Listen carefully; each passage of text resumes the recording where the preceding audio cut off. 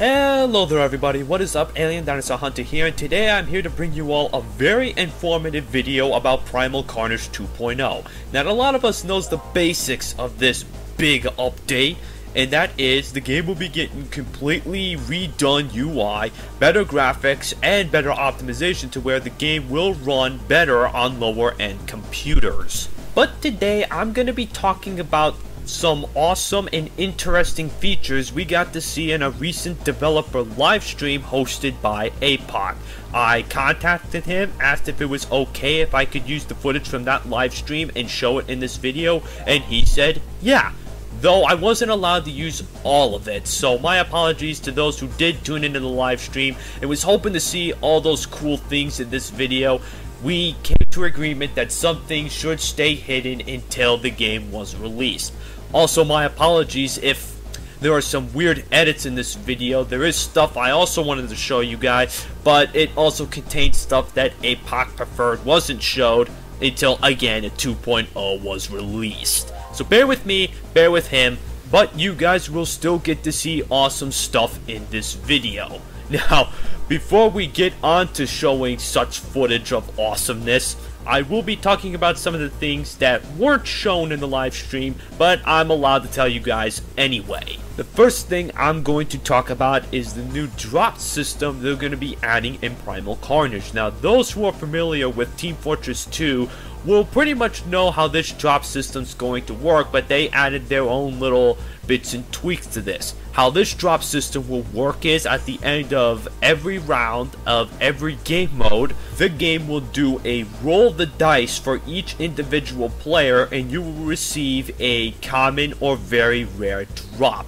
Now these drops will correspond to weapons for humans, skins for classes you already have, or a completely new dinosaur. Now again, these items will work very similarly to the items in Team Fortress 2. You can either trade them with friends, buy them off an in-store market, or sell them on the Steam Marketplace and earn a couple of bucks for yourself. Now the devs have exaggerated on their website and on the forums that 2.0 will be the most balanced update for Primal Carnage yet. So likely chances are we won't be seeing a pay-to-win system. Every new item they put out will be balanced along with everything else in the game. So for the fact that this game's getting its own little economic system, that ought to tell you how much more new items we're going to be seeing in Primal Carnage. And boy, am I going to be excited to use them once 2.0 is released. Our next thing on our list of things that hasn't been shown in the live stream is premium skins will now be made subclasses. Now before I get onto that, let me take a moment to explain to you all what a subclass is.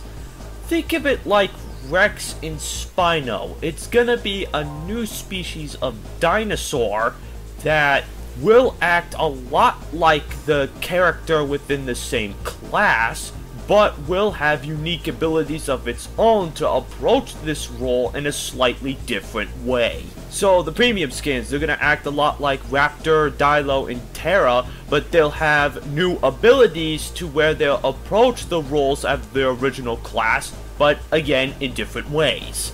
What we know about Oviraptor is rumors. Nothing has been heard what Tupendactylus is going to do, but Cryolophosaurus will get an area of effect spit. Meaning he's going to be getting some sort of acid spit where if you spit anywhere on the map, it's going to cover that small portion of land with some man-melting substance, and the longer the humans stand in it, the more they're going to get hurt.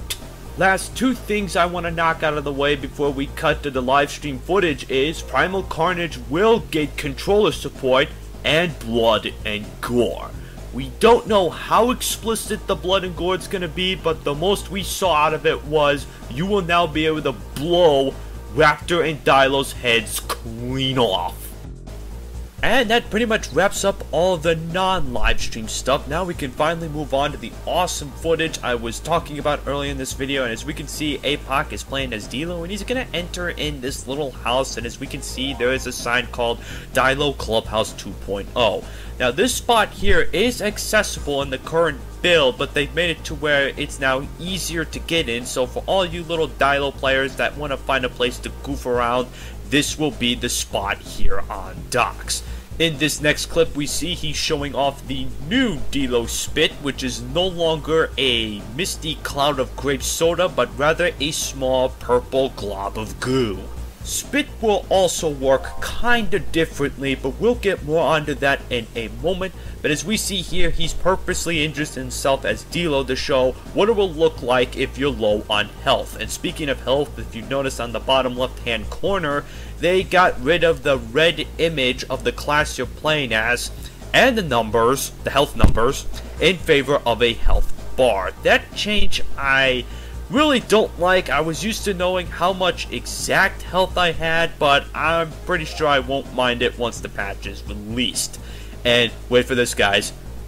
That's right, the game finally tells you how to eat. Now we'll no longer be asked that annoying question that people constantly ask a lot in game chat. It would just pop up right there at the bottom of the screen, E to eat.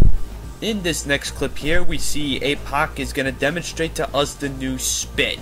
Now this spit works similar to how the spit works since day one. You spit on someone, you get goo all over your opponent's screen, but there isn't as much goo covering your opponent's screen this time, and that is because in order to completely blind a human and keep him blinded for a period of time is to constantly spit on him. The effect isn't that strong right now, but I'm pretty sure once the update is released, it wouldn't take that many spits to blind a human or keep a human blinded. Moving on to some Rex gameplay, we see he has a new tail swipe attack to help him counter those pesky humans trying to play Ring Around the Rosie with him. But most of you that are thinking, oh man, Rex is going to be even more P than ever, it's going to be impossible to dodge him, they're taking away the armor buff. Yes, that annoying buff that pretty much made the Tyrant classes a godlike figure on this game is finally being rid of. Rexes will now be a lot easier to kill. I can't say for sure if they'll be like 1.1 or 1.2 easy to kill, but I guess they will be a lot easier to kill in 2.0. And for the past couple moments, we've been seeing Apoc play as the Nova Raptor on the newly redone falls. And one thing we'll notice right here is they replaced the TDN ramp with the one from GTTC. Instead of leading straight into the inland here, it just leads straight into the current. And boy, that current looked strong as hell. He wasn't even standing in the water and he was still getting sucked in. Hope that isn't part of the final product. Also, on the topic of Nova Raptors, they've been made more maneuverable. So meaning all of us that were already hard to hit will likely even to be harder to hit now they gave more maneuverability to the Raptor. Then again, how am I to know if we're going to be harder to hit? Maybe they've made this new maneuverability in such a way where we won't be any different to kill like in the previous patches. But from the sounds of it, it may sound like we'll be harder to kill, but then again, I don't know. And here we see they added the mini GTTC domes into the TDM version as well, so it looks like we'll have a dome to play in while we play in a dome. I don't get why this map wasn't called Dome. I mean, the only reason why it's called the Falls is because of the two killer waterfalls on the other side of the map. I mean, it makes sense for a map to be called the Falls if there was like this one giant waterfall in the middle of the map. But I don't know, if you ask me, this map should be called Dome. And here we see they got rid of the two rock formations that's at the gate near Pride Rock, and it looks like Pride Rock's no longer going to be climbable or campable for the humans. I'm hoping they add this feature to the GTTC variant of this map because it got kind of annoying getting sniped by humans that are sniping dinosaurs trying to kill humans on the chopper point or trying to prevent them from getting on said point. And this next clip here is hilarious. It's an official feature they are adding to docks, and I think I'm just gonna let this speak for itself.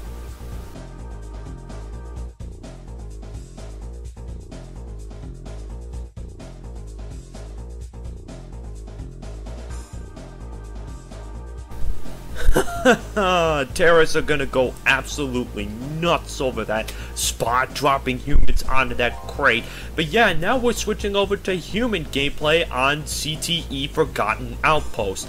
Now, a lot about this map has been changed, but we're going to talk about one noticeable change they made for humans. If you notice at the bottom right hand corner, humans are now given a secondary. Right now we see the Trapper has lended his deagle to every class in the game, but when 2.0 comes out with the large amount of items it's promising, we could probably expect to see more secondaries. Now, I'll get a little bit more onto humans' utility in a moment, but as we see right here, there is a small dinosaur nest with lots of pretty fireflies flying around it. And that's because CTE will now have multiple nests with eggs in them for humans to capture and bring back to the base. Though the eggs that are closer to the human's base won't be as much points, it will still be a way of humans to score in CTE. The ones scattered across the map will correspond to 1 point, while the ones in the way back in the map that takes a fantasy adventure to get to will be worth 5 points, and those 5-point eggs will drastically change the game if humans manage to capture one of them. Which, that is a change I really like, which means that we no longer have to travel clear to the back of the map. We can work as a team and capture as much low point eggs as we possibly can. Also, there is a chopper that flies around the map that pretty much leads the humans into the direction of the nearby eggs. Well, I'm not sure if the chopper is going to be showing the direction of eggs closer to the human spawn or just the eggs near the back of the map. I think the fireflies cover the part of showing nests that are closer to the human spawn. But right here, you can see the Trapper's deagle that I was talking about earlier, and it was in the last clip also. But yeah, it's nice to know that the devs have given the players a sense of direction of where to find the eggs on this ginormous map. Also, one thing I must mention about CTE and GTTC maps is they are considering adding a mechanic that will prevent humans from shooting dinosaurs from in their spawn. Meaning, no more scientist spawn camping for humans. If you want to go out and kill dinosaurs, you need to come out of spawn. But speaking of spawns, there's just one more thing I want to show you about this map, and that is dinosaurs have a little cave to spawn in. I don't know why, I just think it's cool. Dinosaurs have a cave to spawn in. It's also got a carcass in here for them to eat if they get injured. Yeah, that's awesome. Moving on to another map, we're going to look at TDM Marsh. And oh man, this map looks a hell of a lot prettier than we last saw it. But I'm not sure how well it's going to play. Most of you know, Marsh is my most hated map in this game. At first I hated it because I had major frame rate issues, but then I started playing this map on Alienware and the frame rate was just fine, but I still find it's a terrible map to play. I mean, playing as humans isn't good unless you have a coordinated team, and playing as dinosaurs just feels kinda dirty. It's too easy. I'm sorry, that's just how I feel about that map.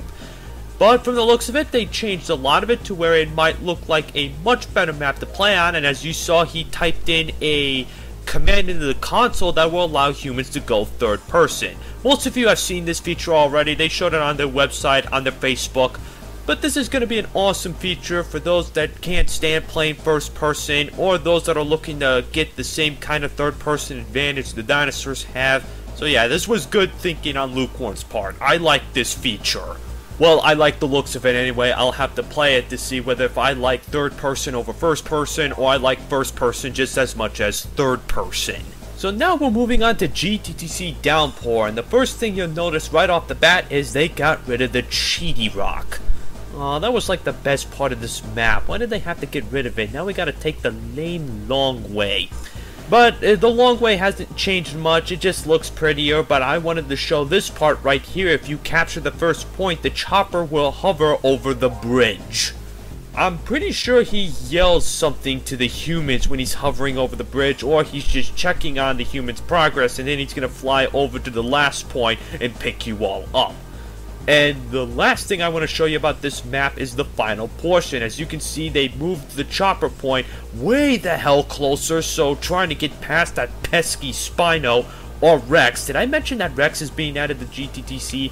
Yes, they've now made it where your desired Tyrant class can now be played in any game mode. So we can pretty much kiss that Spino TDM mod goodbye.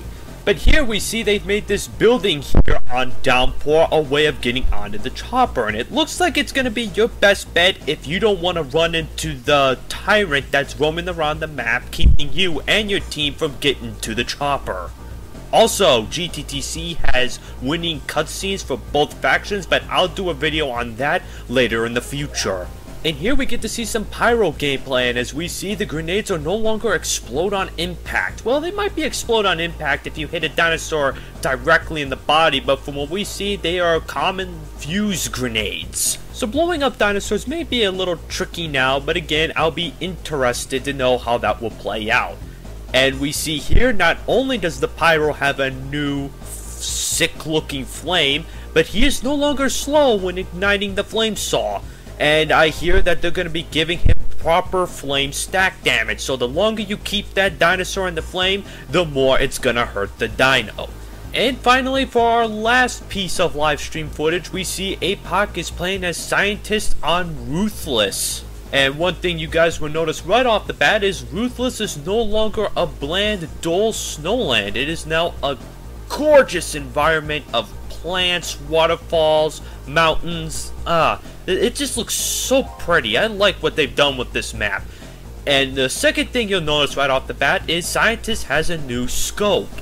It's one of them new high-tech dual rendered scopes that we've been seeing a bit more commonly in video games lately. I believe the Red Orchestra series was the first to do this, and I'm kind of glad they added this kind of scope to the game. It's going to be very interesting to use and snipe dinosaurs with. In fact, it looks like it's going to be a lot of fun. And yes, they got the Brachiosaur NPCs working, and as we see, it's the Genesis Brachies, not those lame, bland old Brachies that they've added in the current CTE map. I'm glad they added these Brachies. These Brachies look so much more cooler. And what they pretty much do here is walk across the map, and at one point the bigger Brachie stops for a moment to do this. That animation looks a little choppy, but I'm pretty sure once this is released, it's gonna look like a majestic creature eating off the trees.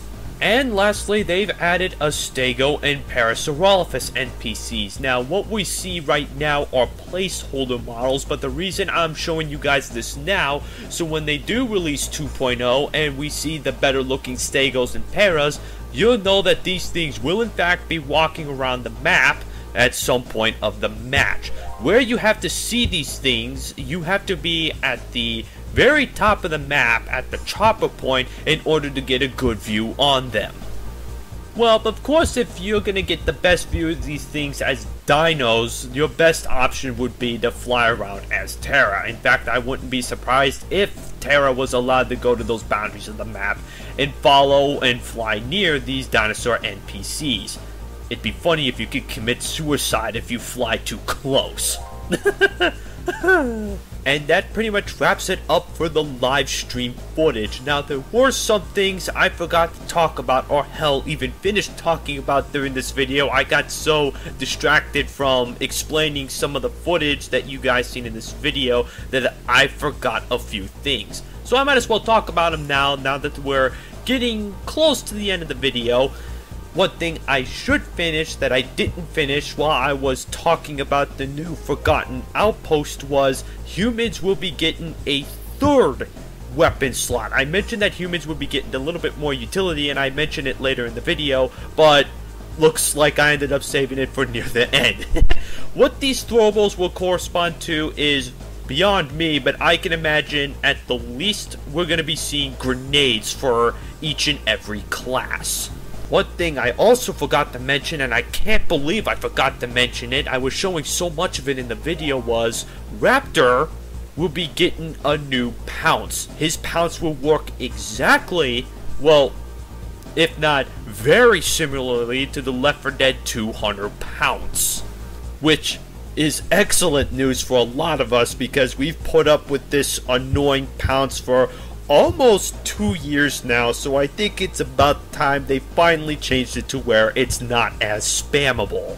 Another thing I forgot to mention, which I should have mentioned around the beginning of the video as well, is when 2.0 is released, the devs promise us more content updates.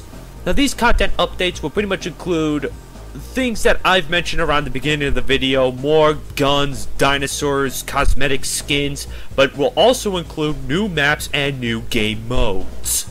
Now, two last things on my list that I can remember I wanted to put in this video is compies will not be a playable class. They will be NPCs running around on some new maps they added to the game, though possibilities of a game mode where compies will be a playable class is being considered as we speak.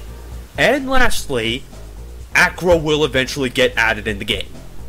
He won't be in this exact 2.0 update, but I hope to see him soon after 2.0 is released. And along the lines with Acro, we will see Packy and Cerrado as subclasses for Carno, and we will eventually see an adult Dilophosaurus. In what class he would fit in, we don't know, but all we know is that eventually we will get to see an adult Dilophosaurus. Also, they're making Acro a subclass for T-Rex and Spinal, so it looks like they're still making him that one-hit kill monster I showed him as in my Acro video. Oh man, I'm gonna love playing as him when he's released. But that pretty much wraps things up. Hopefully I didn't forget anything, and if I did, Jurassic, feel free to leave it in the comments down below, and I'll be sure to add it in the description later. And Apoc, thank you so much for letting me use your live stream footage for this video. And if you all enjoyed this video, be sure to leave a like and comment down below if you have any thoughts of what I had to talk about in this video. And until then, I'm Alien Dinosaur Hunter, and I'm signing out. Peace out, everyone.